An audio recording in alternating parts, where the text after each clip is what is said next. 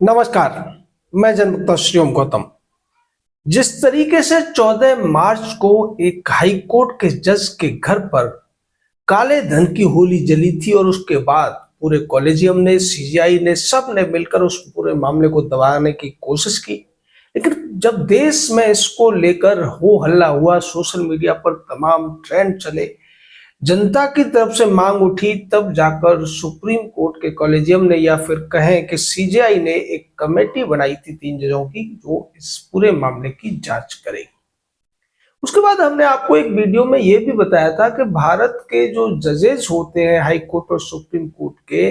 वो दुनिया के सबसे शक्तिशाली मानव कहे जा सकते हैं, क्योंकि उनके पास ऐसी पावर होती है कि उनके द्वारा किए गए किसी भी अपराध, किसी भी भ्रष्टाचार, किसी भी कदाचार की जांच कोई भी भारतीय एजेंसी नहीं कर सकती है। और चूंकि वो भारत के नागरिक होते हैं, इसलिए यूरोप, अमेरिका या रूस जैसे देशों का तो इसमें सवाल ही नहीं होता है। लेकिन हमने ये भी बताया था कि दुनिया के किसी भी देश में ये जो इम्यूनिटी है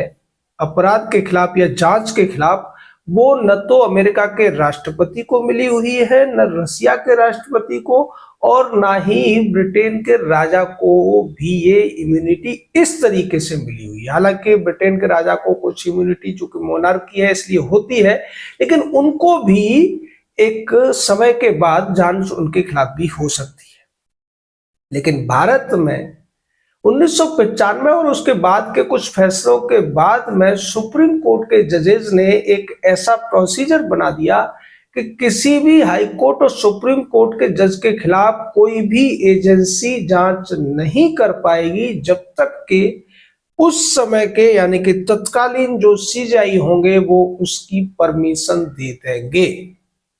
और इस मामले में यही हुआ कि सीजीआई ने कोई परमिशन एजेंसियों को नहीं दी। तमाम तरीके से पहले मीडिया को भी हड़काने की कोशिश की गई। शुरुआत में यह कहा गया कि झूठी अफवाहें, वीडियो न फैलाएं, लेकिन तब जब ज्यादा वीडियो और पूरे तरीके से उसके सबूत और राख के तौर पर तो जले हुए टुकड़े भी जब मिलने लगे, तब जाकर सीजीआई ने मामले को दबाने के लिए 3 जजों की एक जांच कमेटी बना दी। उसके बाद इस जो जज थे, जिनके बाहर ऊपर अब पूरी तरीके से ये साबित हो चुका है उस जांच कमेटी की रिपोर्ट में कि हाँ, जो नोट जलाए गए थे वो एक सच्चाई थी और नोट बहुत ज्यादा थे। इसकी रिपोर्ट इस जांच कमेटी ने सीजीआई को दे दी है। और उस रिपोर्ट के बाद में सीजीआई ने 3 तारीख को रिपोर्ट दी गई, यानी कि जो 14 से लेकर 3 मई तक आप समझ लीजिए कि करीब 40-43 दिन हो गए। 43 दिन बाद तो जांच कमेटी ने यह माना कि हाँ, इस जज ने कुछ न कुछ गड़बड़ की है, भ्रष्टाचार में ये लिप्त रहे हैं, जिसकी वजह से इनके यहाँ नोटों की होली जली थी। और उसके बाद सीजीआई ने इस जज महोदय, यानी कि यशवंत वर्मा से ये कहा कि आप अपनी इज्जत चाहते हो तो इस्तीफा दे दो। लेकिन ये जो महोदय है, जो भ्रष्टाचार करने में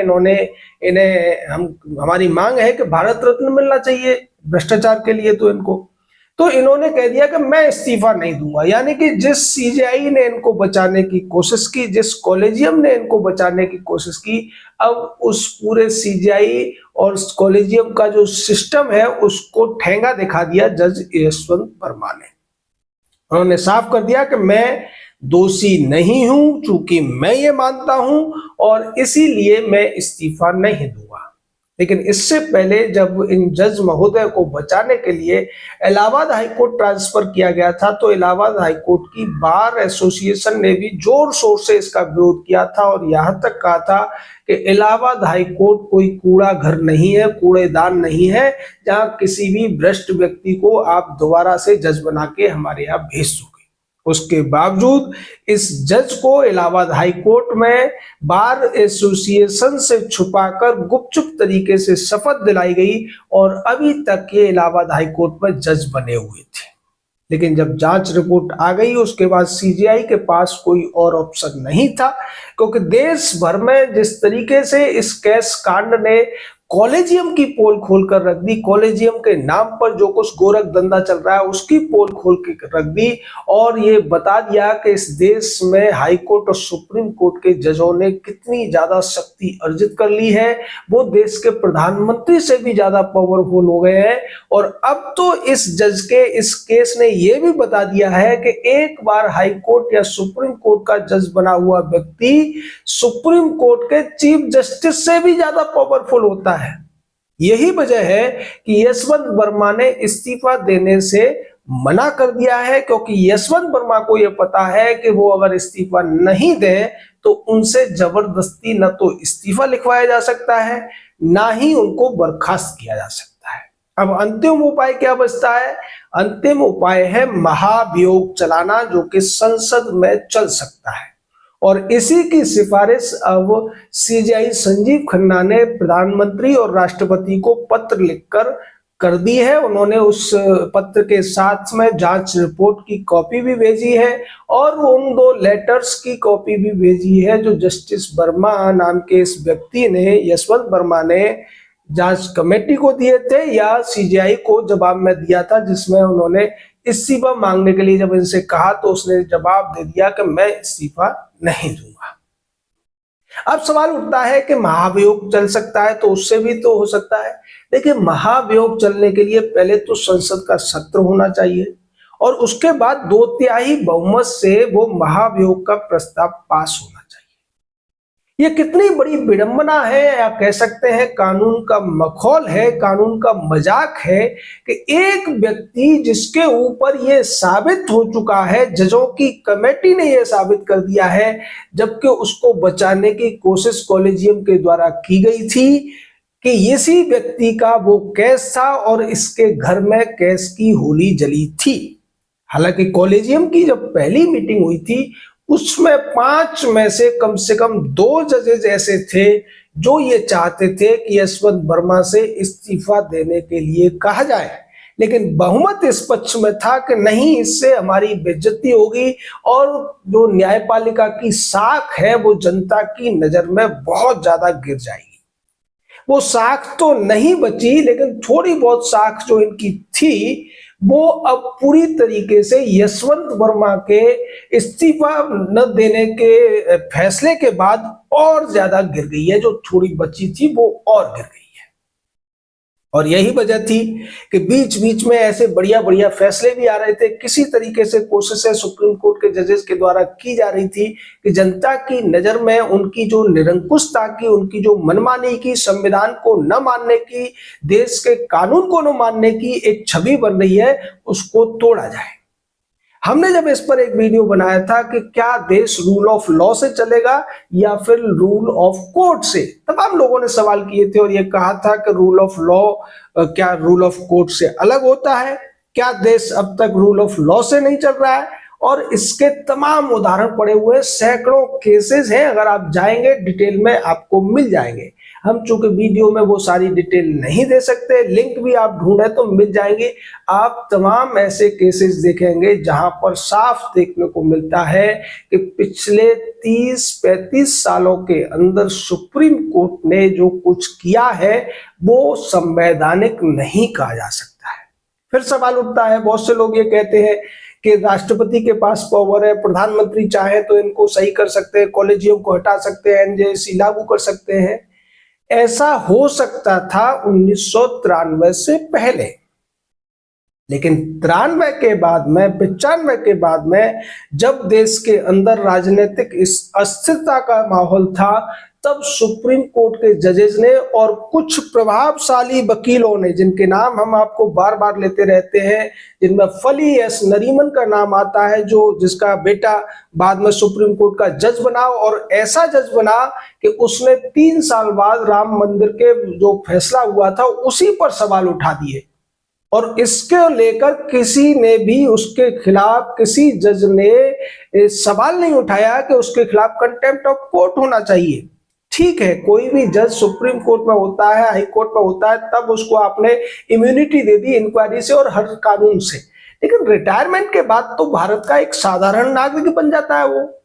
तब तो उसके खिलाफ जांच हो सकती है, लेकिन रोहिंटन नरीमन के खिलाफ कुछ भी नहीं हुआ। उसने इसी तरीके के तमाम बयानात दिए हैं पिछले 6 महीने के भीतर, जिसमें वो कभी राम मंदिर के मुद्दे को गलत बता देता है, कभी कुछ कह देता है, कभी कह देता है कि राम मंदिर बनना संविधान के खिलाफ है, असंवैधानिक है। इस तरीके की बात करने वाले व्यक्ति के खिलाफ अभी तक कहीं भी कंटेम्प्ट ऑफ कोर्ट का कोई मामला शुरू नहीं किया गया है।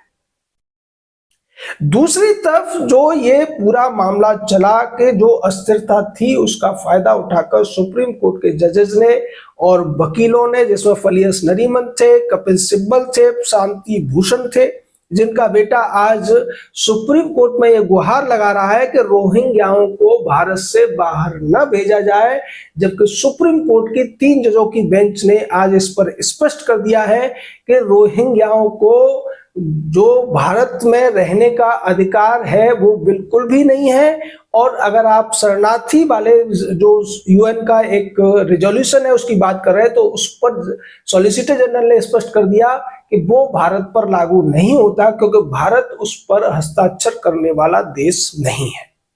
यानी कि रोहिंग्याओं को जीवन का अधिकार आर्टिकल 21 तो प्राप्त है, लेकिन भारत में रहने का अधिकार उनको नहीं है। ये भारत सरकार की मर्जी पर डिपेंड करता है कि वो उन्हें रहने दे या न रहने दे, और भारत सरकार इनको भारत में रहने देना चाहती है। इसी वजह से सुप्रीम कोर्ट की 3 जजों की बेंच ने यह फैसला दिया है कि रोहिंग्याओं को भारत से बाहर निकाला जाए। तो इस तरीके के वकीलों ने और जजों ने मिलकर जिस तरीके से सुप्रीम कोर्ट को देश के संविधान से भी ऊपर बना दिया, उसी का नतीजा था कि जस्टिस पारदीवाला और आर महादेवन की बेंच ने यह फैसला सुना दिया कि भारत के राज्यपालों और राष्ट्रपति को 4 महीने के भीतर किसी भी ऐसे विधेयक को जो विधानसभा से पारित हो चुका है उसको मानना ही पड़ेगा। अगर वो उस पर मानकर हस्ताक्षर नहीं करेंगे तो वो स्वतः ही कानून बन जाएगा। यानी कि जो कार्यपालिका की शक्ति थी, संघ सरकार के नाते जो राष्ट्रपति की शक्ति थी, संघ प्रमुख होने के नाते, राष्ट्र प्रमुख होने के नाते, और तो और न्यायपालिका के भी संवैधानिक प्रमुख तो राष्ट्रपति ही होते हैं, क्योंकि राष्ट्रपति के सामने ही न्यायपालिका के जो अध्यक्ष यानी सीजेआई होते हैं वो शपथ लेते हैं, और वही उनके हस्ताक्षरकर्ता भी होते हैं। उनके लिए जो लेटर इश्यू होता है, जिस पर अपॉइंटमेंट लेटर होता है उनका, उस पर हस्ताक्षर भी राष्ट्रपति करते हैं। लेकिन आप देखिए कि एक खंडपीठ ने, जो पूरी तरह संवैधानिक पीठ भी नहीं थी, उसने ऐसा फैसला सुना दिया। इस पर भी हमने एक वीडियो बनाया था कि इसकी वजह से देश में कैसे कैसे कानून पारित हो सकते हैं। अगर केजरीवाल जैसे लोग विधानसभा में बैठे हों तो वो राष्ट्रपति के खिलाफ भी प्रस्ताव पारित कर सकते हैं, प्रधानमंत्री के खिलाफ भी पारित कर सकते हैं, यूएसए के किसी देश के खिलाफ भी पारित कर सकते हैं, और तमिलनाडु की तरह स्वायत्तता को लेकर भी वो बात कर सकते हैं। अभी तो केवल बातें हुई हैं, बड़ी बात नहीं। अगर इस फैसले को नहीं बदला गया, सुप्रीम कोर्ट ने अपनी गलती नहीं सुधारी, तो वो दिन दूर नहीं जब तमिलनाडु के मुख्यमंत्री स्टालिन तमिलनाडु विधानसभा में ये प्रस्ताव पारित करते हैं कि हम भारत से अलग एक स्वायत्त प्रदेश हैं, और भारत का यानी संघ सरकार का हमारे यहाँ केवल 3 क्षेत्रों में ही हस्तक्षेप होगा। वो होगा सीमा,